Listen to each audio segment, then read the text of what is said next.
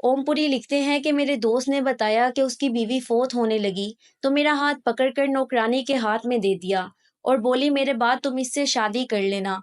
ये औरत मेरे बेटे का ख्याल बहुत अच्छे से रखेगी और हाँ, इसे मेरी आखिरी ख्वाहिश ही समझना। और फिर मेरे बेटे का हाथ पकड़कर उसने नौकरानी के हाथ में दे दिया। मुझे अपनी बीवी से बहुत मोहब्बत थी, मगर बीवी की आखिरी ख्वाहिश सुनकर मैं उसे हक्का बक्का देख रहा था। मैं कैसे अपने घर की नौकरानी से शादी कर सकता था? मेरी आंखों से आंसू जारी थे और मैं अपनी बीवी की हाँ में हाँ मिला रहा था।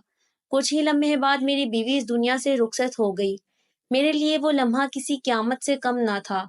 मैं अपनी नौकरानी से शादी नहीं करना चाहता था। बेशक वो एक जवान और बेवा औरत थी, मगर उसकी रंगत काली स्याह थी। मेरा तो उसे देखने को दिल ही नहीं करता था, मगर बीवी की आखिरी ख्वाहिश जानकर उससे शादी कर ली, क्योंकि मुझे अपनी जॉब से फुर्सत ही नहीं थी। सुबह का जाता और रात को आता। बाज दफा कई कई रोज मैं घर ही ना आता था। मेरी नौकरानी अब मेरी दूसरी बीवी बन चुकी थी। अब मेरा बेटा दिन रात मेरी दूसरी बीवी के पास होता, रात को सोता भी उसी के साथ था। इस बात को 2 साल गुजर गए। फिर मेरी जिंदगी में एक ऐसा वाकया रोनुमा हुआ कि जिसने मेरी जिंदगी ही बदल कर रख दी। मैं कभी सोच भी नहीं सकता था कि मेरी दूसरी बीवी अपनी ख्वाहिशात को पूरा करने के लिए इस हद तक भी गिर जाएगी। हुआ यूं कि इन दिनों मेरी परेशानी बहुत अरूज पर थी। ऑफिस घर कहीं भी होता तो मेरे जहन में बस एक ही बात घूमती थी, आखिर इतने इलाज के बाद भी मेरे बेटे सिकंदर में कोई फर्क क्यों नहीं महसूस हो रहा था। हालांकि मैंने उसके लिए अपनी हैसियत से ज्यादा किया था। मैंने तो अपनी जिंदगी भी अपने बेटे के लिए ही वक्फ कर दी थी। मेरी जिंदगी का महव बस मेरा बेटा था। उस पर मेरी जिंदगी शुरू होती थी और उसी पर खत्म होती थी। शहर का सबसे बड़ा डॉक्टर सिकंदर का इलाज कर रहा था। सिकंदर के इलाज की वजह से मैं ऑफिस में ओवर टाइम कर रहा था और इस वजह से मैं सिकंदर को भी टाइम नहीं दे पा रहा था। इस बात का मुझे बहुत दुख था। मेरे घर आने से पहले ही सिकंदर सो जाता था। दरअसल सिकंदर के गुर्दों ने काम करना छोड़ दिया था। अपने बच्चे की हालत देखकर मैं बहुत परेशान था और दिल ही दिल में सोच लिया था कि मैं इसे खुद डॉक्टर के पास लेकर जाऊंगा। एक दिन ऑफिस से मैंने छुट्टी मांगी तो उन्होंने मुझे आराम से छुट्टी दे दी। मैं सिकंदर की पसंद की खाने पीने की चीजें लेता हुआ घर के अंदर दाखिल हुआ तो ये राज मुझ पर खुला जो मेरी दुनिया ही हिला गया। अगर मुझे थोड़ी देर हो जाती तो मेरी दुनिया ही उजड़ जाती, मगर आज अल्लाह ने मुझे सही वक्त पर भेज दिया था। मैं घर दाखिल हुआ तो मेरी हैरत की इंतहा न रही। साकिब और रहीला ने मुझे नहीं देखा था।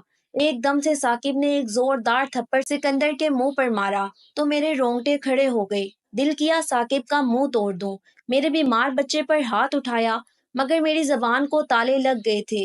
मेरे कदम हरकत करने से कासिर थे। मैं एकदम दीवार की ओट में छुप गया था ताकि मैं देख सकूं मेरी गैर मौजूदगी में ये लोग मेरे बच्चे के साथ कैसा सलूक करते हैं। रहीला ने चादर ओढ़ी और दोनों बहन भाई घसीटते हुए सिकंदर को कहीं ले जा रहे थे। मुझे ये सब देखकर बहुत ज्यादा तकलीफ हो रही थी, मगर मैं आज पूरा सच जानना चाहता था। मेरे कानों में साकिब की आवाज पड़ी थी। वो बहन को बोल रहा था, हमें जल्दी इसका बंदोबस्त करना होगा। इसके बाप को शक हो गया है। अब हमें और देर नहीं करनी चाहिए। मैंने रिक्शा करवाया और रिक्शे वाले से उसका मफलर लेकर अपने चेहरे पर लपेट लिया और उनका पीछा करने लगा। वो लोग उसे उसी अस्पताल में ले गए जिसमें साकिब काम करता था। मैं भी अंदर गया और थोड़ा दूर होकर उनकी बातें सुनने लगा। उनकी बातें सुनकर मेरे कदमों तले से जमीन निकल गई। मेरा सारा वजूद कांपने लगा। मुझे सब कुछ हिलता हुआ महसूस हो रहा था। साकिब और रहीला मेरे बेटे का गुर्दा बेचना चाहते थे, इसलिए वो उसे यहाँ लाए थे। वो लोग मेरे बेटे का इलाज नहीं कर रहे थे, बल्कि वो जालिम लोग तो मेरे मासूम बच्चे का गुर्दा बेचकर जो रकम मिलने वाली थी उसे वसूल करके फरार होना चाहते थे। ये बात मुझ पर क्यामत बनकर टूटी थी। कल का दिन उन्होंने फाइनल कर दिया था। रहीला ने डॉक्टर से कहा था कि सिकंदर उसका अपना बेटा है और वो लोग खुद गुर्दा बेचना चाहते हैं। एक अमीर बच्चे के वालिदैन को अपने बेटे के लिए किडनी चाहिए थी। इस बच्चे के दोनों किडनी फेल हो गए थे और उसके बदले में साकिब और रहीला को वो लोग एक भारी रकम दे रहे थे। 50 लाख में साकिब और रहीला ने मेरे बेटे का सौदा किया था। इन अमीर वालिदैन को कोई डोनर नहीं मिल रहा था। उनका भी कसूर नहीं था। औलाद है ही ऐसी चीज, इंसान अपनी औलाद की जिंदगी के लिए सही गलत भूल जाता है। मैं अब और देर नहीं करना चाहता था। इससे पहले कि वो लोग मेरे बेटे के साथ कुछ और गलत करते, मैं सीधा पुलिस स्टेशन गया, उनको सारी बात बताई और पुलिस के साथ अपने घर आया। मेरे साथ पुलिस को देखकर दोनों बहन भाई डर गए। مگر پھر بھی اپنے تاثرات چھپا رہے تھے۔